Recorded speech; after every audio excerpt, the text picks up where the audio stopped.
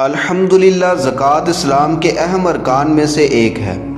اللہ تعالیٰ نے قرآن پاک میں کئی جگہ نماز کے ساتھ زکوٰۃ کا ذکر فرمایا، جس سے اس کی اہمیت ظاہر ہوتی ہے۔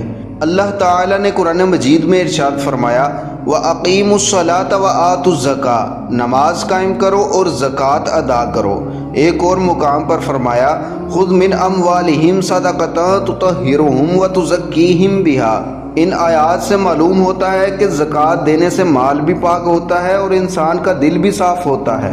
حضور علیہ الصلوۃ والسلام نے ارشاد فرمایا اسلام کی بنیاد 5 چیزوں پر ہے اور ان میں زکوٰۃ کا بھی ذکر فرمایا۔ ایک اور حدیث میں آپ نے فرمایا جو شخص اپنے مال کی زکوٰۃ ادا کرتا ہے اس کے مال کا شر دور کر دیا جاتا ہے۔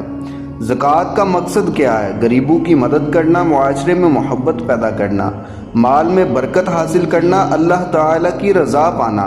پھر ایک اور سوال کیا جاتا ہے کہ زکوٰۃ کسے دی جائے؟ یہ بھی اللہ تبارک و تعالیٰ نے قرآن کریم میں بتا دیا انما الصدقات للفقراء والمساکین والعاملین علیہا والمؤلفۃ قلوبہم وفی الرقاب والغارمین وفی سبیل اللہ وابن السبیل۔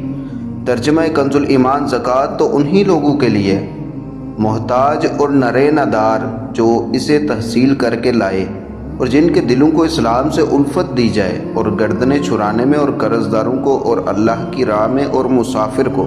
ہمیں چاہیے کہ جب ہمارا مال نصاب کو پہنچ جائے اور سال گزر جائے تو خوش دلی سے زکوٰۃ ادا کریں۔